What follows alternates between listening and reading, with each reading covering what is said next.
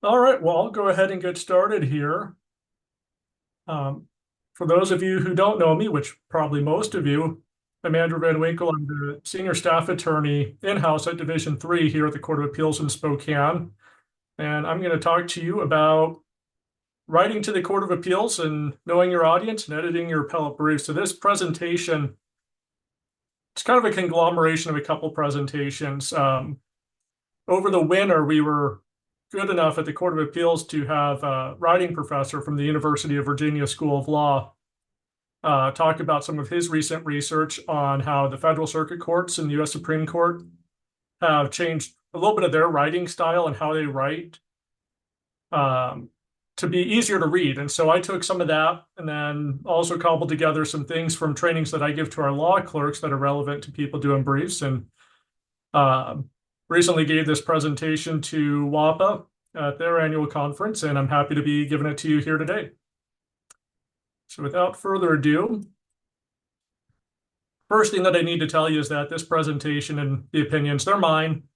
None of the judges at the Court of Appeals have reviewed this. They haven't approved it. So if I give you a good piece of advice, thank you. If I give you a bad piece of advice, I'm sorry. Don't tell the judges Andrew said so. That won't go anywhere with them. I'm sorry, especially not in Division 1.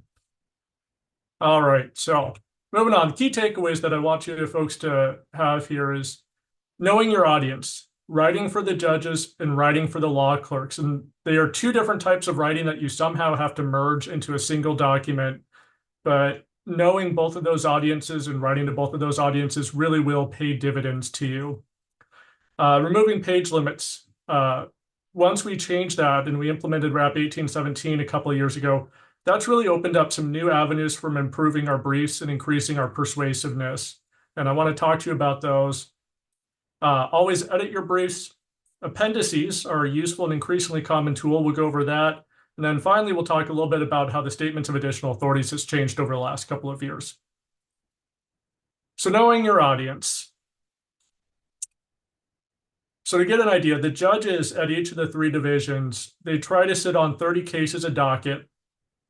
So that means that they've got panels of 3, so they've got 10 writing assignments each, but they sit on the writing assignments of the other judges on the panel. So each docket, the judges have to read 30 appellants briefs, 30 respondents briefs, about 15 reply briefs, plus or minus, and 30 research memos. And all of that reading that the judges do, if you were to break out the words and put it into something that everyone else could contextualize, it's about 4 full-length novels in the span of 2 weeks that they have to read.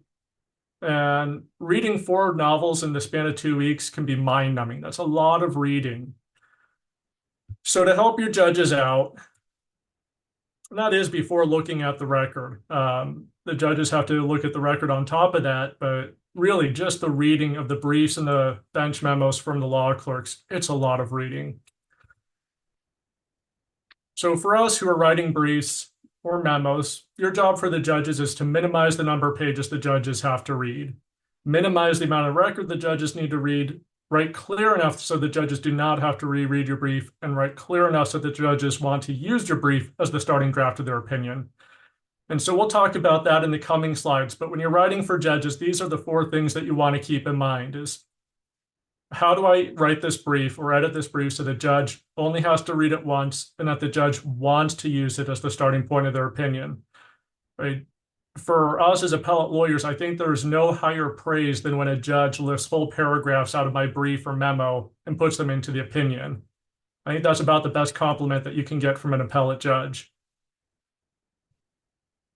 But the law clerks, though, they're a very different audience. And I want to get you a little bit of an idea of who the law clerks are. And this is at all the divisions and including the state Supreme Court. In general, the law clerks that we have now are less educated in Washington law than they were 10 years ago, 15 years ago, 20 years ago. And there's a couple of reasons for that. One, at all appellate court levels in Washington, we are hiring more law clerks from out-of-state law schools. If you went to an out-of-state law school, you're not learning Washington law. But even the law clerks who went to Washington State Law School, they're not coming out of law school knowing Washington law and having experience in it in the same way that they used to. And then part of that is the law professors at the 3 law schools here in Washington who used to teach Washington law and courses on Washington law. Most of them have retired. There's a couple left, but for the most part, the law clerks are not coming out. Some of them, they've never seen WAPRAC. They've never heard of WAPRAC. And I mean, I think for all of you, when you've got a good search or seizure issue or appellate procedure issue, Washington Practice Series is kind of your go-to, the first place you go to. And I blow their minds in September when they start, when I tell them that there's this great resource with everything that they need to know is there. So you need to write for an audience who doesn't know Washington law, and especially Washington criminal law, with the same depth that you do. They have very minimal knowledge of appellate procedure and error preservation. So if you've got the state trying to say that this argument wasn't preserved for review or whatnot, or that it's waived or invited, don't ignore that. Please don't ignore that in your reply brief. Deal with RAP 2.5A. Deal with error preservation and standing issues. Because the law clerk, chances are, is the first that they've ever been dealt with these issues. Your law clerk might not be as comfortable with independent research as you are. You do receive law clerks who, out of law school, are not confident in their legal abilities. So they're not comfortable in doing their own analysis or having their own conclusions. They need the comfort and security blanket of case law and a quote from a judge to feel confident in their conclusions. And so something that you and I would take for granted and just know that that's a statement of law and that that's a good statement of law in Washington and really shouldn't need a citation, for the law clerk who you're writing to, who you need to help convince the judge, they need that citation in order to be comfortable with it. So that's a big thing for the law clerks. And also they're swayed by emotional appeals, which can be to your benefit and your detriment. So for the law clerks, what are you going to do? You want to disarm the emotional appeals.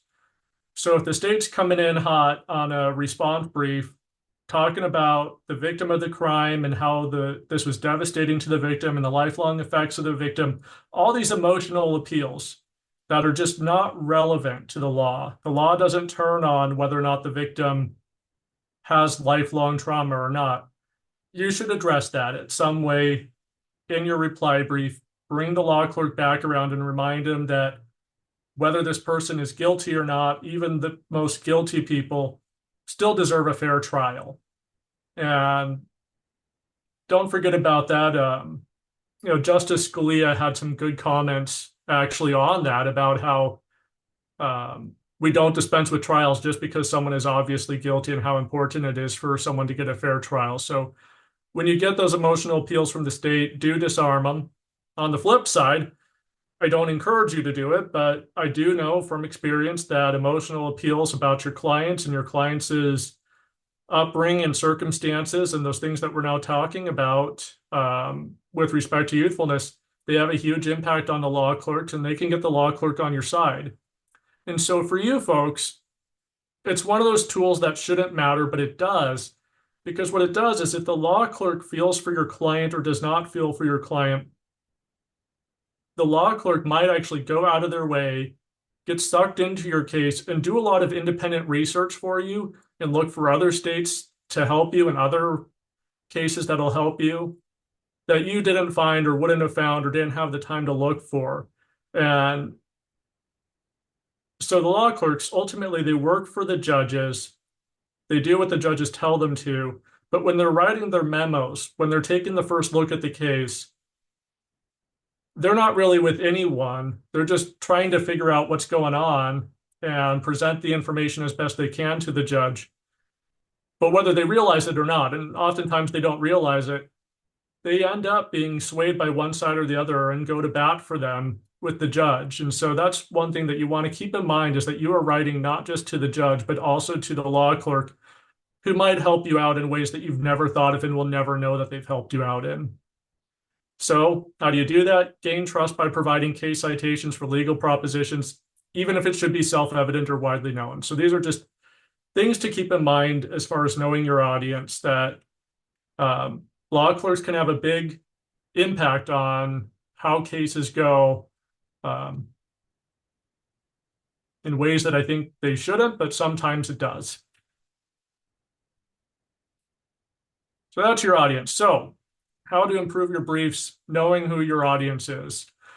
Well, one thing that you can do to improve your briefs, and this is writing for judges, is without page limits, you can actually improve your audience's reading speed and your audience's reading comprehension by just changing a few of the elements on the page. So one thing, font size and font type.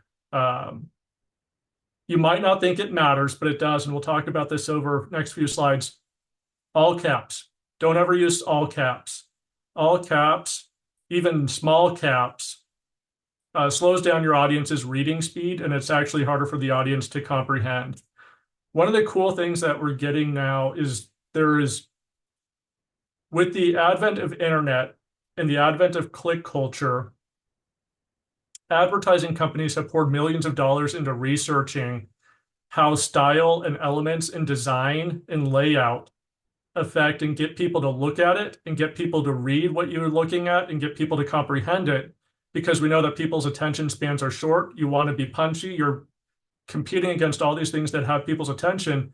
So in the past, when we went to law school and learned writing in undergrad and in high school, a lot of the conventions that we learned were conventions that were based upon the news industry and the newsprint industry. And those conventions were all based upon how to fit the most text in the least amount of space to save money on printing costs. Looks like we've got a question there in the chat. How about keeping table of authorities and argument in caps? I would discourage that, and I'll give you a couple of examples in the next couple of slides on what I would encourage you to do instead. But as far as your opening tables, yeah, your opening tables can still be in caps because those are glanced at and skimmed. Anything that you want them to actually read and comprehend, don't use caps or small caps. But going back to what I was saying, all this research into web design and web layout that the advertising industry is doing has changed the way that a lot of writing is done. Universities are doing a lot of research into this. And so there are new conventions. And I think what all of us learned as far as writing in high school, in undergrad, and even in law school, some of that in terms of layout, a lot of it just be thrown out. And don't be afraid to change how you do things. Boldface type. Boldface type is another one that slows down reading speed. Give headings a slightly larger font size, maybe a different font type. And so to give you the example here of what I'm talking about with font size and font type, these headings here at the top of these slides are a larger font size, and they're also a different font type. So up top here, I am using Verdana, which is a sans serif font, meaning that it doesn't have these tails. If you look at the U on U's, it's got tails at the top. That's a serif font. And this is something that you see at the U.S. Supreme Court. The U.S. Supreme Court, for their headings, they don't use full sentence headings, but each of their headings is a larger font size, but not a font type. The U.S. Supreme Court actually uses Bookman, or Century Schoolbook, excuse me. Century Schoolbook is what the U.S. Supreme Court uses for a font. And a lot of the U.S. Circuit Courts also use Century Schoolbook.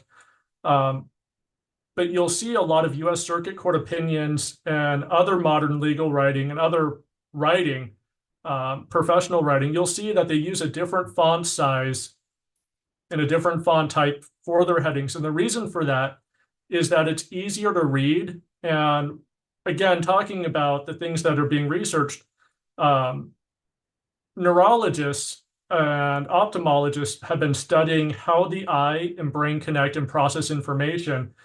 And one of the coolest areas of research right now is that understanding the way that our eyes and our peripheral vision will read ahead before we comprehend what we're reading. And the scientists have found that when there is more space on the page, different font size, when the elements change on the page, our eyes will process that in our peripheral vision and prep our brain subconsciously to go, oh, a transition's coming, something else is coming, a change is coming. And when we get there, our mind is then primed to receive that information and process that change of information.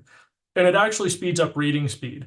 And that is the craziest thing, that they can demonstrably show that people read faster when you change these elements than otherwise, and they comprehend it and understand it better. And so that's why a lot of these things are changing. If you have ever, if you're a boring person like I am, you might have a lot of books, and you might have multiple copies of the same book. If you ever pick up the hard copy original printing of a book and then the mass market paperback version, study the differences between the two versions of the same book, and you'll understand why the hardback version costs more. It's not just that it's got the hardback binding and thicker pages. The layout is actually different, and you'll find that for a lot of hardbacks, one of the things that you're paying for and buying is actually ease of reading.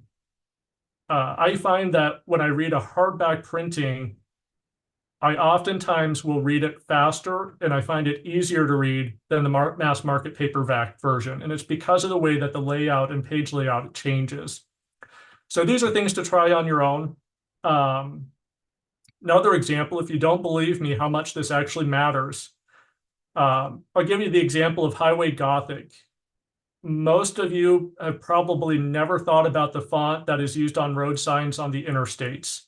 It's affectionately referred to as Highway Gothic. Officially, it is the Federal Highway Administration series of fonts, and there's 6 of them. And these fonts were developed, the first series, Series A, was developed, I think, in the 1930s or 40s. And then we got to Series B quickly after that. And over the years, we've expanded that most signs are now Series E. Series B was abandoned really quickly because it was unreadable. It turns out that when you're going 50 miles an hour, the shape of the letters, the size of the letters, the design of the letters, the proportion of the letters, the space between the letters matters. Because if you're going to read a sign at 50 miles per hour and process it, the font type actually matters and the font size matters. And so the US Department of Transportation has poured lots and lots of money into developing highway signs that are readable at high speeds, that you are able to read and understand and process that information at a glance. So changing your font size and font type actually does matter in huge ways that you wouldn't think it does. And so if you're using Arial, if you're using Times New Roman, consider switching. Consider switching to a font that is easier to read, like Century School Book, or with your headings, change your font size to make your font size slightly larger for headings. But little things that you wouldn't think about that actually have a big difference in winning over your reader, and they're changes that your reader doesn't even realize wins them over, but it does.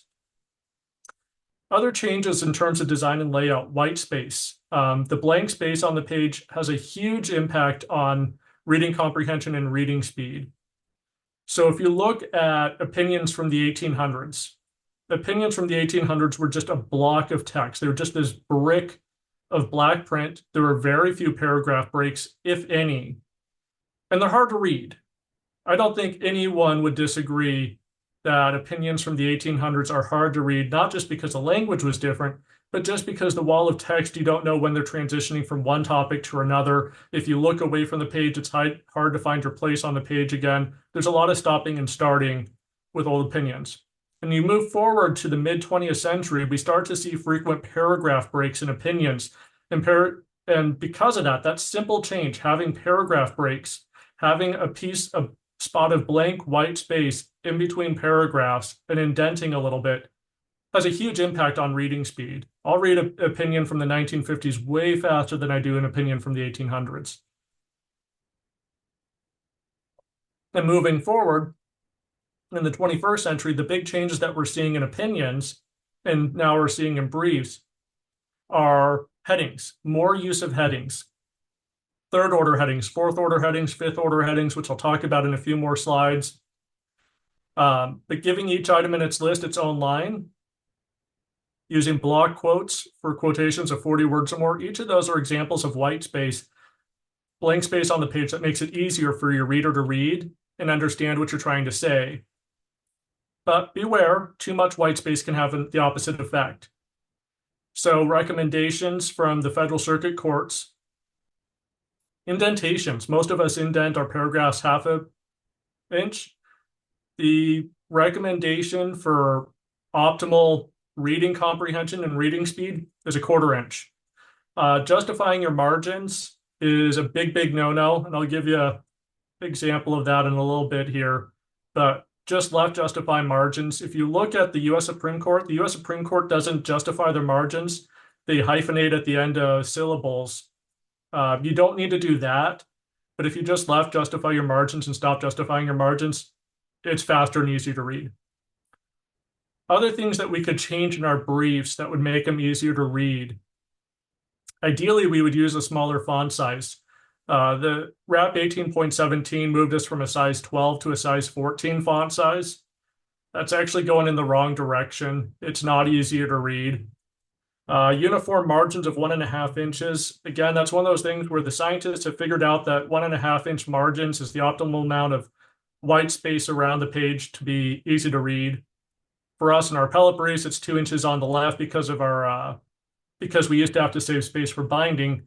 Now that we don't physically bind the briefs anymore like we used to, we really should look at amending the margins to be 1.5 inches. Gideon, I appreciate you trying to get us going on this font size. Maybe we can try again in another couple of years. The other thing, and this is a big one that would help all of our briefs and our writing tremendously, is we double space everything. The GR14 appendix and the RAPs require double spacing for everything. And double spacing is not optimal. Somewhere between 1.2 and 1.5 inch space and 1.5 line spacing is optimal for reading speed and reading comprehension. 1.3 is kind of that sweet spot.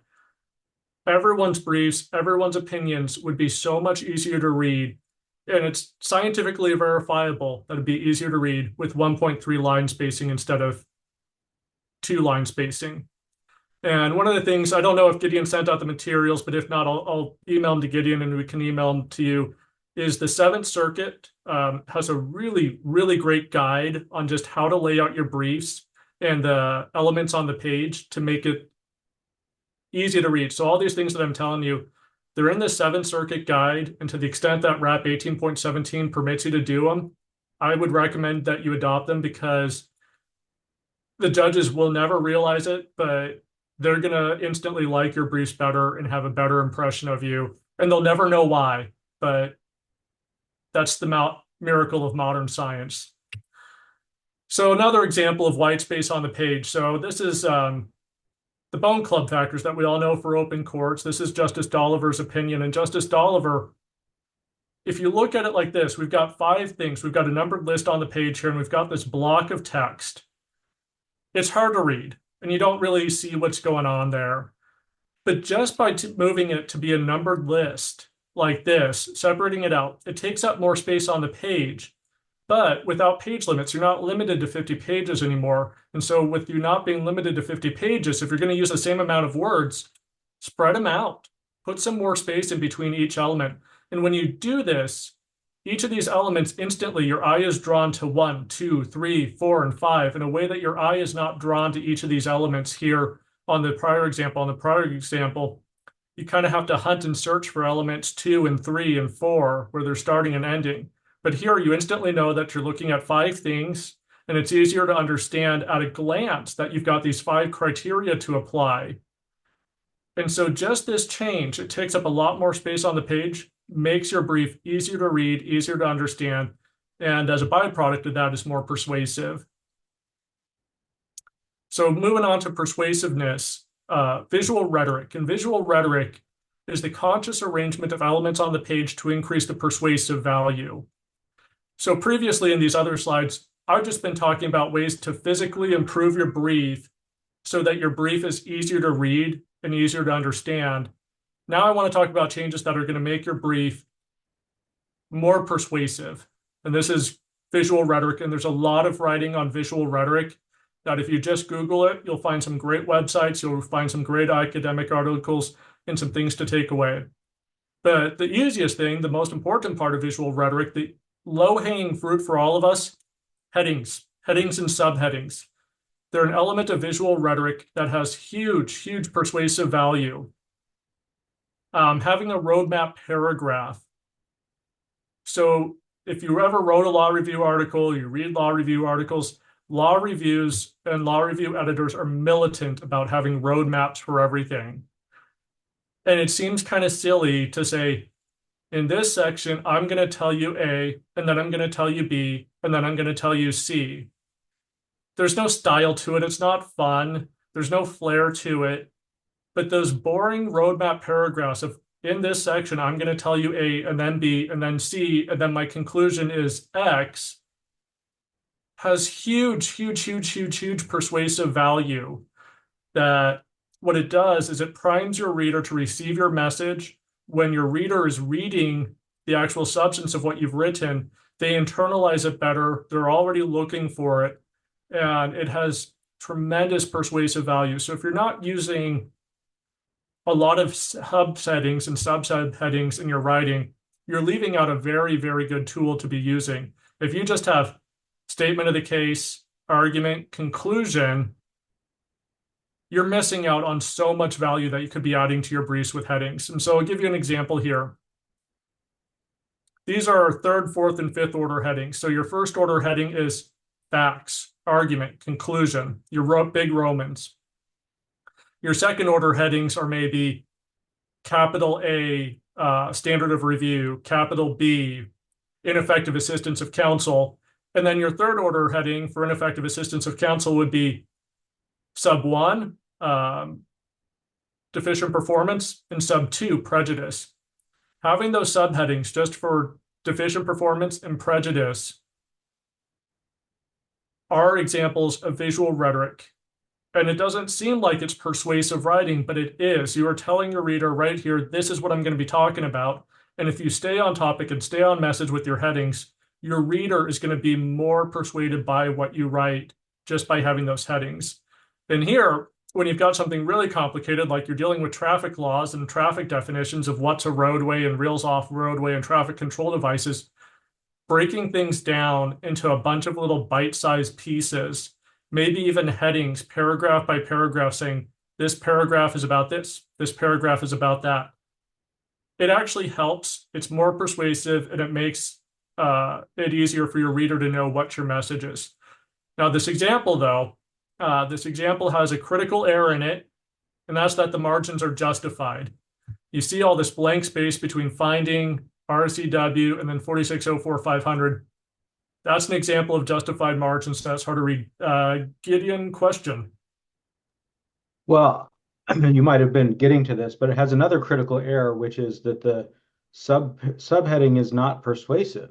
It doesn't say the lower court's ruling was correct or the lower court's ruling was erroneous. It just says the lower court's ruling. That's like a partial roadmap. It tells us the content of the paragraph, but not the conclusion of the paragraph. And so it doesn't make it as easy to read as if you were actually previewing, not just what this is about, but also where it's going. Yeah, so Gideon, you raise a great point there. So I give you the snippet from this brief. It's actually a little bit misleading because so this sub I in this brief was that paragraph there at the bottom was summarizing the lower court's ruling. And then sub 2 was why the lower court's ruling was wrong. So, but in general, though, you want to have your argument, the superior court erred as a matter of law when it decided that this is this. Or you might be the superior court erred because you look at Brian Garner and Justice Scalia wrote quite a bit on legal writing and persuasive legal writing. And Brian Garner, his lesson to everyone is every heading should be a syllogism or an argument. And that's true, because if you have just a one-sentence short argument, your conclusion, the court erred because, or the court erred by finding this, and then your next heading is the court erred by finding this because, just having your message, throwing it out there, not bearing the lead, it has tremendous persuasive value, and that's visual rhetoric.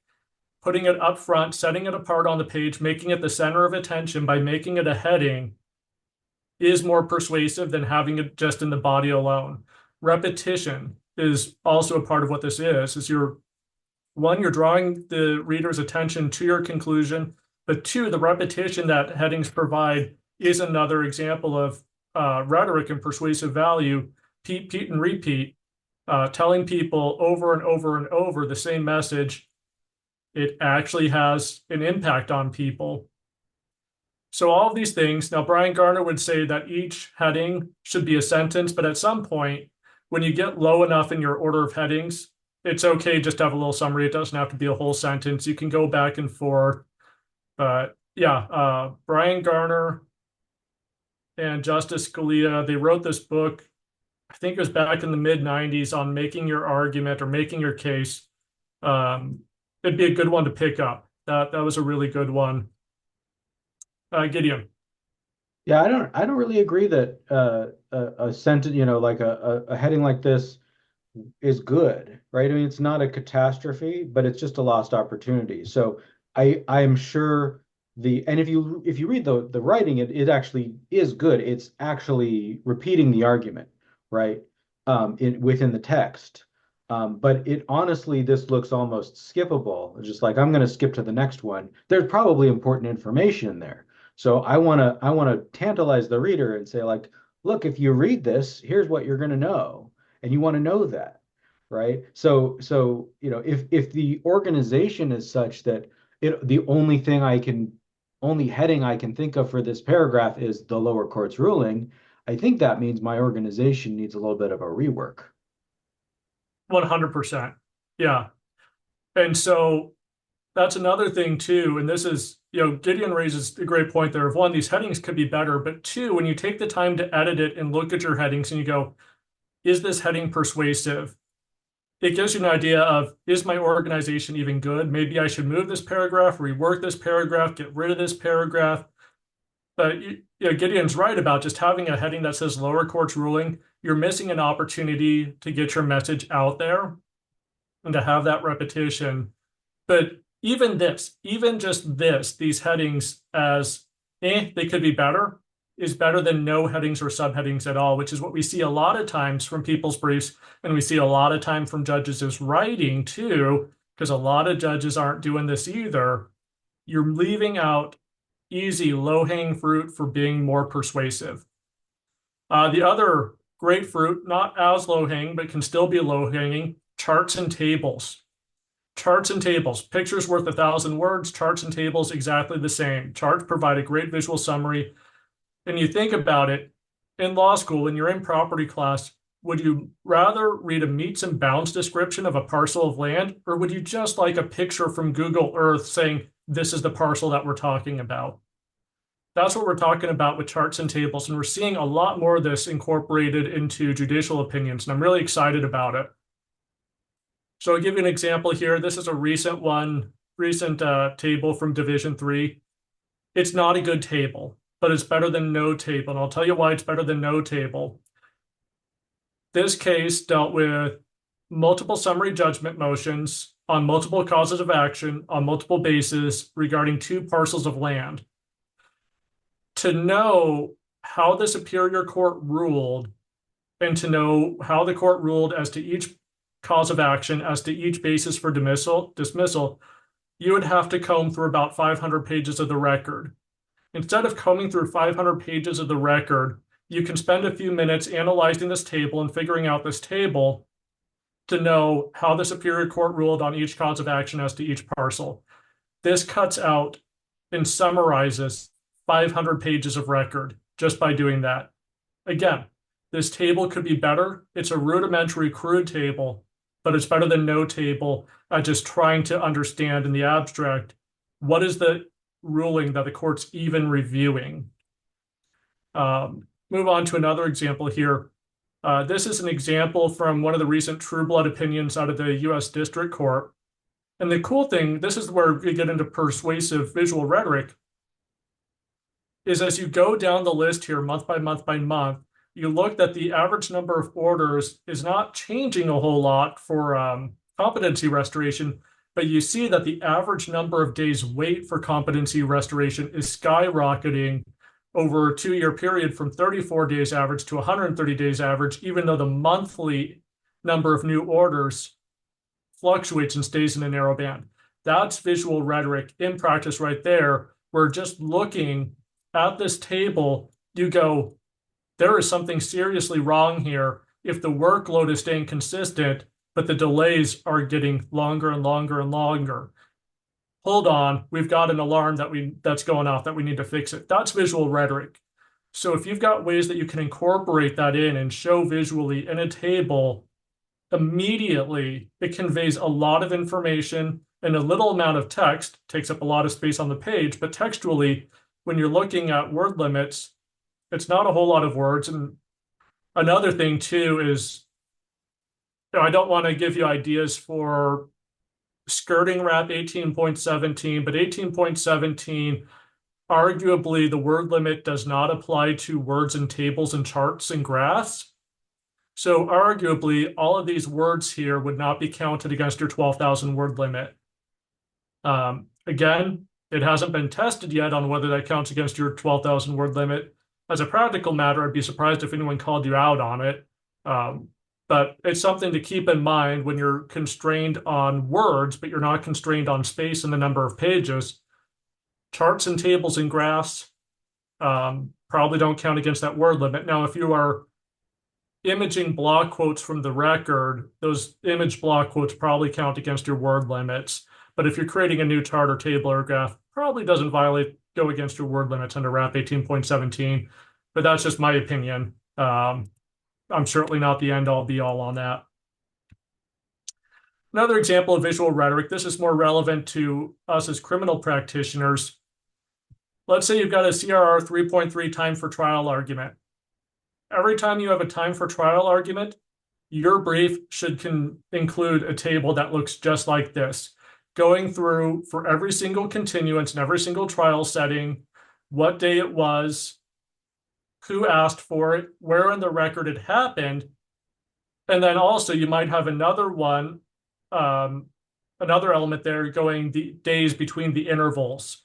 So when is the initial expiration date? That's one thing that this table doesn't have, is the initial date setting, but it doesn't have an element for the initial expiration date of time for trial.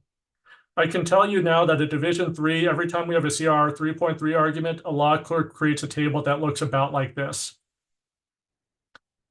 This was an appendix to a recent unpublished opinion from Division 3 from last year. Again, that's another thing. You could include this as an appendix. You can also include it in the body of your brief. And like I said, this table in the body of your brief, I don't think it would count against your wrap 18.17 word limit. But if you think it does, put it as an appendix. But I guarantee you that something like this, it makes a whole lot of information and a whole lot of record easier to understand and digest just at a glance. And then this big thing here, there's this whole unaccounted period between June 11th and July 9th of 2020. Your eyes just go to that. You go, uh-oh, something's wrong here. There might be something to this argument that time for trial expired and this case needed to be dismissed under 3.3. So these are ways that you can make your writing more persuasive and easier to understand. They take up a lot of space on the page, but without page limits, it doesn't matter how much space it takes up on the page. All that matters is staying within your word limits. And oftentimes charts and tables don't use up a whole lot of word limits, if any. I'll give you one last example here of charts and tables and visual rhetoric. This is from the U.S. Supreme Court, their opinion last year on the Students for Fair Admission Inc. versus President and Fellows of Harvard College, the one on whether or not Harvard has racial quotas in their admissions.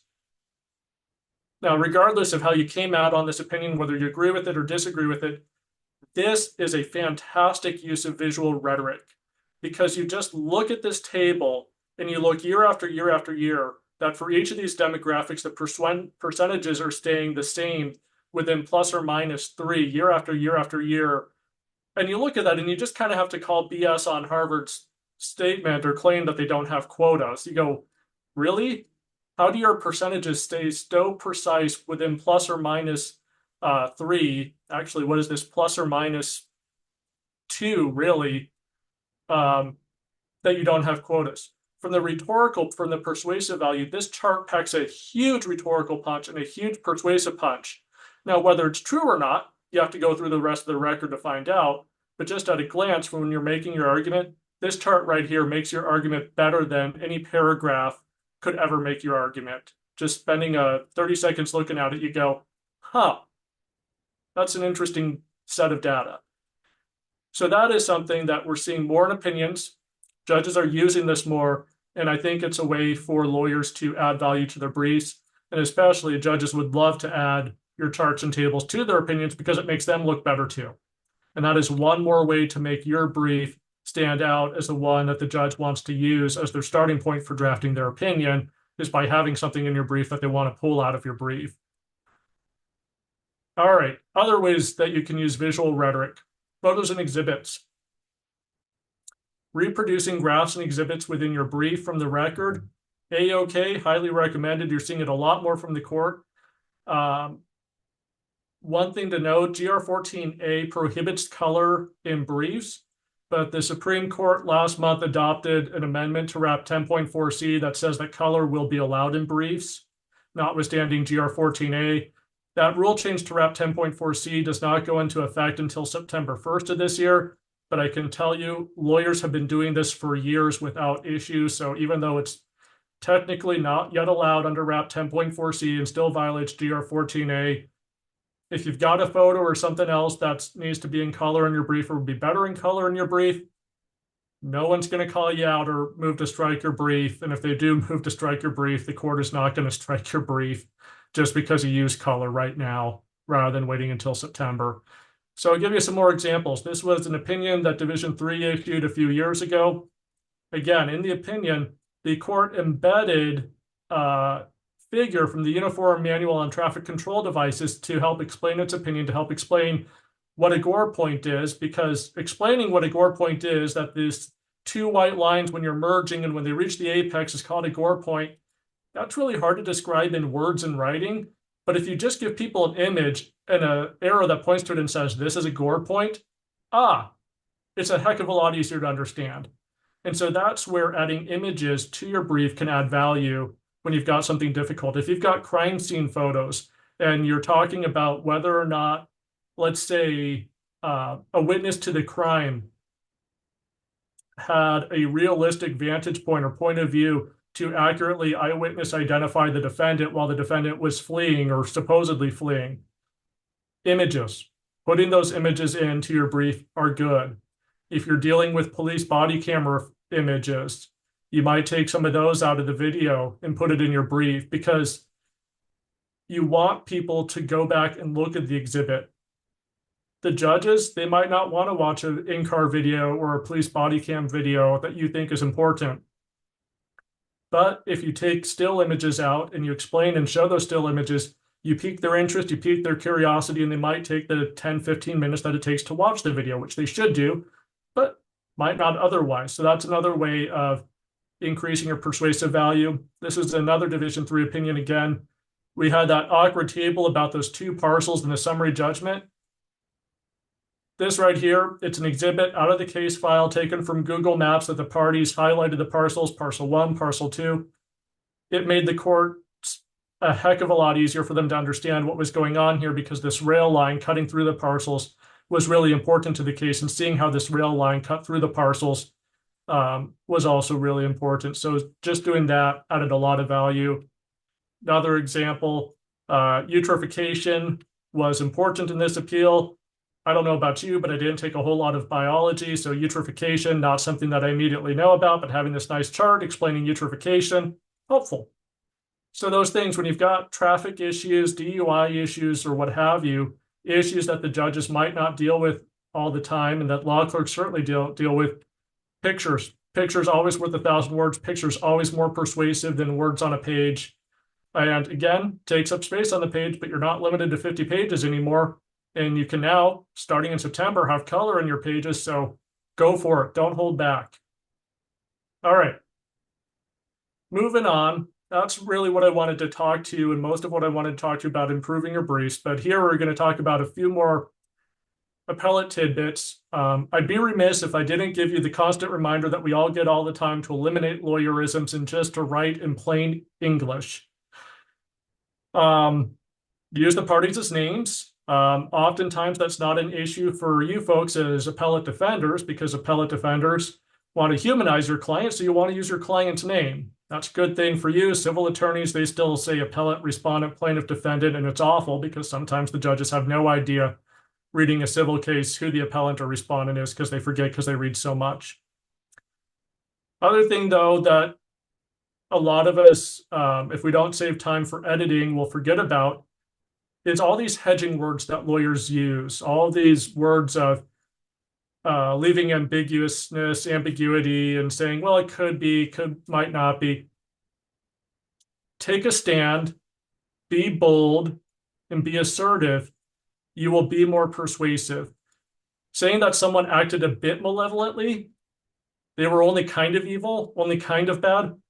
How about the person was malevolent or not malevolent, or rather catastrophic? Something was kind of a catastrophe, mostly a catastrophe, but it wasn't actually a catastrophe. Again, hedging words, get rid of those. Pursuant to, plain English, under RCW 1073.010 instead of pursuant to RCW 1073.010, or by virtue of, again, under RCW 1073.010. All those things, these filler words here, if you save time to edit your briefs before turning them in to get them out, or you're coming up against your 12,000 word limit and you need to edit your brief down to 12,000 words, you will find a lot of fodder in these hedging words and lawyerisms.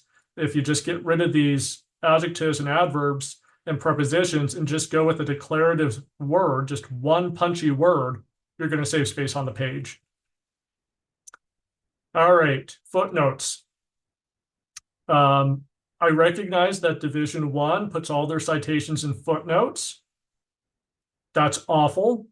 It is harder to read. It interrupts the reading. It's slower to read and it's slower to comprehend.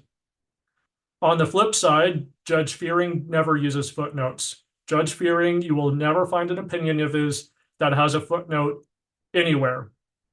That's the opposite extreme. Again, I'm not telling you to go to George Fearing's extreme, and I am telling you to get out of Division I's extreme if they'll let you.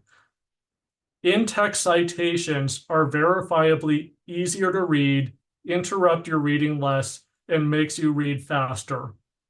In-text citations 100% make for better writing. I wish we could get Division I to come around to that, but alas, they're not. But if you're going to use footnotes, here's what I'd recommend. Footnotes should never be more than a sentence or two, never contain argument or analysis. And if you're going to use a footnote, only use it if you can explain how it helps the reader. So URLs, web addresses, yeah, put them in a footnote because they interrupt the reading flow. They're big and chunky and they never fit easily on the page. Or some other quick clarification that doesn't fit sensibly on the page. But yeah, less use of footnotes. That's one area where the U.S. Supreme Court could improve their opinion writing, is the U.S. Supreme Court, they use footnotes back and forth to throw shade at each other. They'll say in a footnote, well, this dissent argues this, but the dissent is wrong for these reasons. When you say that someone is wrong in a footnote, you're throwing shade at them quietly. You're saying your argument is so bad, it doesn't even deserve a response in the main body of my argument. And that's a way that judges and lawyers slightly make digs at each other. If you're not aware of that, know that that's how it gets interpreted and perceived by a lot of people. Never put an argument in your footnote. Never analyze an issue or dismiss an issue in a footnote. It is insulting. It is unprofessional. And it's harder to read and understand. Do not neglect your conclusion. Rap 10.3A7. A short conclusion stating the precise relief sought. Never forget that. There's a couple of state Supreme Court opinions where the state Supreme Court, and this ties into it, it's not exactly on point, where parties have asked to change a standard of review or asked for a certain relief, but they don't give the standard of review that they want. They want a different standard of review or a different legal test. They want the court to adopt a different legal test. Or let's say you're doing a gun law analysis and you want a part of the state constitution to be interpreted different from the federal constitution. Always give the court what you would want the court to hold. If you want the court to do something, give them the language, the exact language that you want to see in the opinion. Don't leave it up to them to craft it, because sometimes the state Supreme Court will just decline to craft anything, decline to do anything, say, well, you didn't give us what you wanted. what exactly you wanted us to say, and we're not going to think too hard about it, so we're just going to leave it to another day. And then also, I mentioned many slides ago, roadmap paragraphs, have a roadmap at the start of each paragraph or the start of each section. Also, never omit your concluding paragraph. Your concluding paragraph should summarize each of your points from each of your subheadings and the instructions on what you want the court to have. So for me, when I'm constructing and what I tell the law clerks to do when constructing their concluding paragraphs is your concluding paragraph should have a sentence for each and every one of the subheadings. So if you have a subheading, if you have 5 subheadings, your concluding paragraph should have a sentence on each of those subheadings. Sometimes even just reiterating what that subheading says and stringing it all together and making an argument. Again, it's the repetition. It has persuasive value. It makes it easier to read, and it's also easier to understand. But all those things go hand in hand. And again, they take up a few amount of words. If you've got words to spare, it's a lot of space on the page, but it doesn't always take up a lot of words. So things that you can do with the 12,000 word limit instead of a 50-page limit. All right. Key here, save time for editing. So the late Judge Patricia Wald, she was one of those fellow federal judges who was on shortlist for U.S. Supreme Court, never quite made it. She was a Jimmy Carter appointee, but she was one of those people who talked a lot about legal writing. I don't know, maybe a liberal counterpart to Justice Scalia in that respect. But editing, always save time for editing your briefs. I know we've got a lot of briefs, a lot of deadlines, and you might need to ask for an extension. But if you haven't asked for a ton of extensions, you might consider asking for a short extension to edit your brief, just to make it easier to read, easier to understand.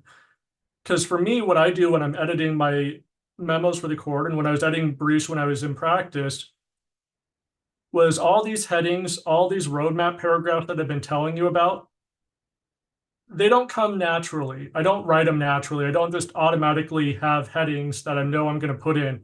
That actually comes in the editing process for me. So for me, I'll write my brief, and then I'll go through my brief and organize it in the editing process, break it up into sections, try to logically organize it, and then put in those headings, and then put in those roadmap paragraphs. For me, that all happens in the editing process. You might have a different writing process. You might have your headings all thought out in your head and organized in your head, and they go down before the main body of your brief goes down. For me, it's the opposite. But if you are like me, definitely save time for editing and get those headings in there, because that's where I add them, is at the end. So editing tips, print it and read it. We are going paperless. Most lawyers now are paperless. Courts are paperless. We don't do paper copies of our briefs anymore. You submit them electronically. But when you are editing, and when I'm editing, 10 times out of 10, I always print it and edit from a physical copy. Because when I'm editing from the printed page, I always find errors that my eye skips past when I'm just looking at it on my computer screen. So what I'll do is I'll print out my memo or my brief. I'll read it cover to cover physically in my hands with a pen with me, and I'll mark up my edits with my pen as I'm reading it. And then after I've read it cover to cover, then I'll go back and incorporate those changes later. And I ask myself when I'm reading it, does my brief have a heading or subheading for each assignment of error and each issue pertaining to assignments of error? So if you're wondering how to write headings or what headings to write, well, one heading, you should have a heading for each assignment of error and subheadings for each item that relates to the assignment of error. That's one way to draft your headings. Does your organization make sense? Maybe you need to move a paragraph around. Maybe you don't need to delete a paragraph. Maybe you forgot to have an introductory paragraph and a concluding paragraph. These are all things that I notice in the editing process. Did you address every issue that the party raised or the other party raised? So what I will do when I'm editing is I will go back through the briefs. I'll go back through the appellant's brief and the respondent's brief in my memos when at the court, and I will make sure that I have a heading or I dealt with in some way every single assignment of error, every single issue pertaining to assignment of error that the parties raised, just to make sure I didn't skip any of them. Because sometimes you get caught up in something and you forget to address something and go, oh, I missed that. So editing. Save time if you can. And honestly, don't be afraid to ask for an extension to save time for editing. I really think it's that critical and that important to making your briefs more persuasive. And finally, if you're up on word limits, have you removed the extraneous facts? A lot of ways that you can save space on your briefs is just cutting back on the facts. There's a lot of facts that just aren't important that a lot of people will put in. All right. And then another way of removing extraneous words, if you have too much passive voice, it's amazing how quickly you will reduce words when you change a passive sentence to an active sentence. We got a question there. Do judges read on paper or iPads? Do they prefer sans serif or serif fonts? Okay. So every judge is a little bit different. I'll tell you at Division 3, we have 5 judges. 3 judges read everything electronically. 2 judges require all briefs to be printed out. So even though you don't give printed briefs to the court, we will in-house print those briefs out for those judges. The judges who read everything electronically will read on the notebook computers that they have. And as far as serif versus sans serif, I would recommend everyone use a serif font. And this goes back to the cool research that's coming out of universities. With the written word, when you're reading a physical sheet of paper, serif fonts are easier to read than sans serif fonts. So Times New Roman is easier to read than Arial on printed page. Now, digitally, if you're reading on the screen, before high definition screens, and all the judges, they have high definition screens, they're all 1080p that they're reading off of. But before we had high definition screens, you'd notice that websites, and this is something that you still see in websites, but websites in the 90s and early 2000s and even the 2010s were all in sans serif fonts like Arial. And the reason why is that low def screens couldn't depict serif fonts as well as they could sans serif fonts because of the limited number of pixels that they had. And so from the 90s to the early 2010s, sans serif fonts were physically easier for our eyes to read on the screen than serif fonts, even though serif fonts are easier to read on the physical page. It had to do with the number of pixels. But now that we have high definition screens, serif fonts are just fine. They're depicted just fine on the visual on screen. So now that everyone has high definition screens and monitors, I would go back to using a serif font for your main body and a sans serif font for your headings, and the sans serif font for your headings and slightly larger font size for your headings. Breaks it up and again primes the reader, makes it easier to read. It doesn't increase your persuasive value. It's not visual rhetoric, but it is easier to read. So, all right, nerding out here on fonts and font sizes. I know that's not how you wanted to spend your Friday afternoon, so thanks for bearing with me on something that is incredibly boring, but actually makes a difference. The other thing when you're editing yourself, this is the really last piece of advice on editing your briefs is, can the court understand the case if they start with your brief? If you're the appellant, you have a tremendous gift. Now you've got the burden on appeal, but the gift is that the judge or the law clerk might start with your brief, and that's what you want. And so you want a brief. So all of you as appellate defenders, all of you, the court gets to know you, they get to know your writing, the judges do, the law clerks less so. But the judges form an idea of you, they form an impression of you, and when the judge sees, oh, I got a brief from so-and-so versus so-and-so, they might start with your brief before the law clerk's memo. And that's what you want. In every case, you want the judge to pick up your brief first as the appellant and read that cover to cover before they ever look at the law clerk's memo. And you want the judge to keep going back to your brief. And one way that you get the judge to open up your brief and the way that you get them to go back to your brief is if your brief is comprehensive, that they can understand the whole case and everything that they need to know just from reading your brief. Again, that makes your brief longer, might be an issue in a big case where you're running up on the 12,000 word limit. But if you don't run up on that 12,000 word limit, any way that you can make your brief a one-stop shop for understanding the case cover to cover, all the applicable standards of review, language that you want in the opinion, what you want the mandate to read from the court at the end of the opinion. Have all of that in your brief. If you got all that in your brief, the judge, and you get a reputation for that, the judge is much more likely to start with your brief rather than going, uh-oh, I've got so-and-so's brief. I'm going to have to start with the respondent's brief or the state's brief just to understand what so-and-so is arguing in their brief. You don't want to develop that reputation with the judges.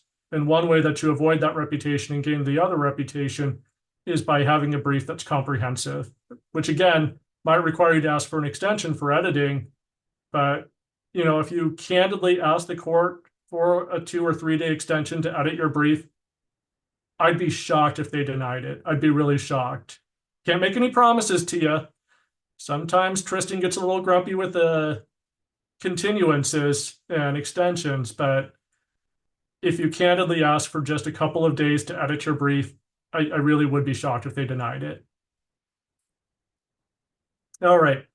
Few things here to keep in mind. The appellate order of operations. This is how I teach the law clerks when they're coming in.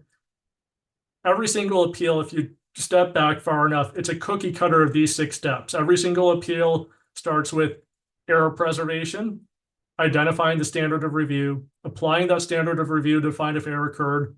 If there was error, determining if it was constitutional or non-constitutional error. And if it's constitutional error, determining whether it was structural or harmless beyond a reasonable doubt, or if non-constitutional, was it harmless.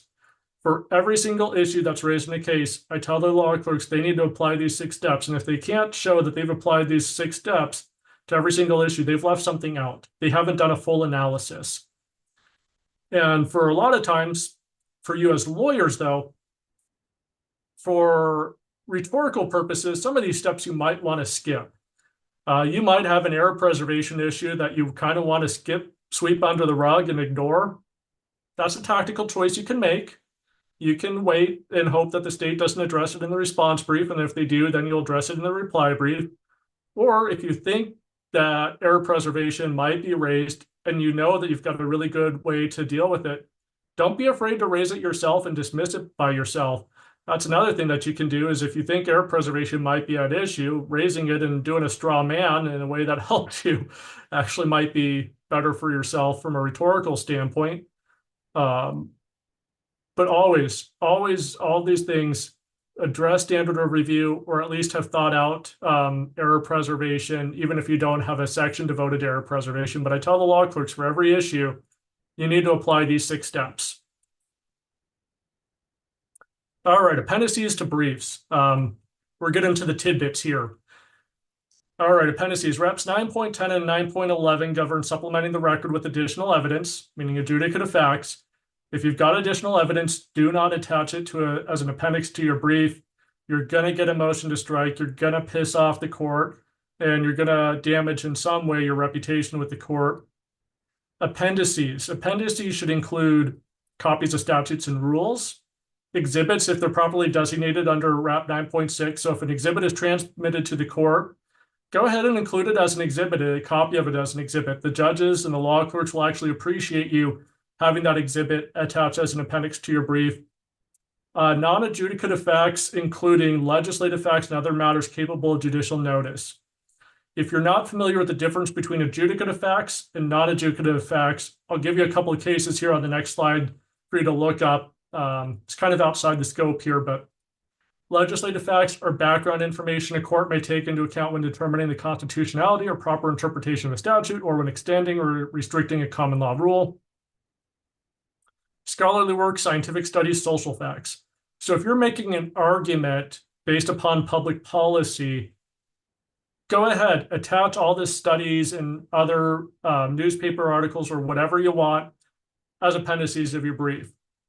But if you're not making a policy-based argument on what the law should be or how to interpret the law, if you're making an argument as to what actually happened in this specific case, that's an adjudicative fact. So newspaper articles about your client, don't attach them to the appendix of the brief. If you're trying to say that unfair press pre-trial required a change of venue, and here are all the newspaper articles that support that, those newspaper articles in that context are actually adjudicative facts. And those newspaper articles, you need to supplement the record under RAP 9.10 and 9.11 actually 9.11 to do those newspaper articles. Don't attach them to your appendices. So if you're raising for the first time on appeal a change of venue issue and that the venue, you couldn't get a fair trial for your client in that venue, all those newspaper articles and media bits that the trial lawyer didn't include, you need to do a 9.11 motion. So if you've ever got any questions about the difference between things that can be in an appendix or things that can't be in an appendix, I'd go with Cameron versus Murray, Wyman versus Wallace. I think they give good explanations of what can and cannot. They're not specifically in the context of appendices. They're in the context of what's a legislative fact or not, because legislative facts can be judicially noticed. But if it can be judicially noticed, then you can include it in an appendix. That's my rule of thumb, my easy way of explaining that. So if you ever have a question about appendices, I would go to those two cases and ask yourself, is it an element capable of judicial notice? If yes, put it in an appendix. If not, file a motion and get permission from the court. All right. Other examples of appendices, again, if you're looking for actual cases dealing with appendices, these are all the big cases on appendices that I would give you examples of. So just for reading later on. All right, statements of additional authorities. A lot of lawyers missed this change in RAP 10.8. So at the end of 2022, RAP 10.8 was amended under the old rule. A statement of additional authority should contain no argument, be at most a sentence telling the court what the issue or the new authority applies to. The new rule, the statement of additional authorities now must include argument, explaining the reasons for the additional authorities and what it must include a pinpoint citation either to the pertinent page of the brief or to a point argued orally, 350 word limit. So every time you submit a statement of additional authorities now, you have 350 words to argue why it's relevant, where under the old rule, including that argument would be grounds for rejecting your statement of additional authorities. So big change in the last couple of years to statements of additional authorities if you missed it. One question still remaining under additional authorities is the split in the Court of Appeals and the divisions of the Court of Appeals and the Supreme Court. So Division 1 case here, we review RAP 10.8 as being intended to provide parties an opportunity to cite authority decided after the completion of briefing. We do not view it as being intended to permit parties to submit to the court cases that they failed to timely identify when preparing their briefs. All three divisions of the Court of Appeals have at one time or another held that statements of additional authorities should only be new cases, not cases from 1950 that you just found out about and didn't find out about earlier. It has to be a brand new case that just hit the books. Our Supreme Court, though, has never taken it that way. Supreme Court has said nothing in the rule limits its application to newly created law. State Supreme Court says, yeah, statements of additional authorities, they can be brand new cases decided in 2024, or it can be a case decided in 1952. The rule's not limited to when the case was decided.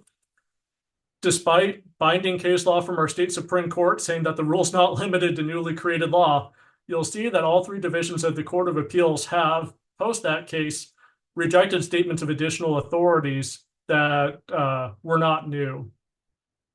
So yes, the three divisions, the judges of the three divisions are not following our state Supreme Court on this issue. You might have to educate them on it if you're filing a statement of additional authorities and someone gives you grief about it.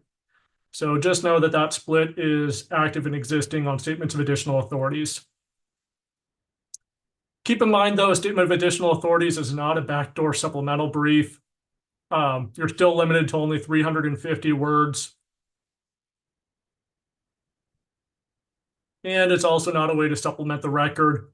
Brewer versus Fiberbrand was a case where a party tried to file a statement of additional authorities, and the statement of additional authorities was hundreds of pages from a different case record. No, it has to be case law. The statement of additional authorities is only for case law, maybe a statute, but just case law or statute, something that is a source of law, not the record of another case. All right, so recap here, get into the end. Knowing your audience. Know your audience of judges and law clerks. Know how to write to both of them. No page limits gives you a lot of ways to improve your briefs. Always save time to edit your briefs. Don't be afraid to ask for an extension to have a couple days to edit your brief. Appendices, useful and increasingly common tool, and the statement of additional authorities rule has recently changed. And if you've got questions about these things, about writing, don't be afraid to reach out to me. I'm happy to talk to you folks one-on-one about it, email with you, dialogue with you. Won't talk to you about specific cases, naturally, but as far as writing and sounding off different ideas on writing, I'm always happy to sound off with you on those. So with that, if you've got questions for me about this or about anything else at the courts, to the extent that I can answer them, I'm happy to answer them and give you an inside view of the Court of Appeals to the extent I can.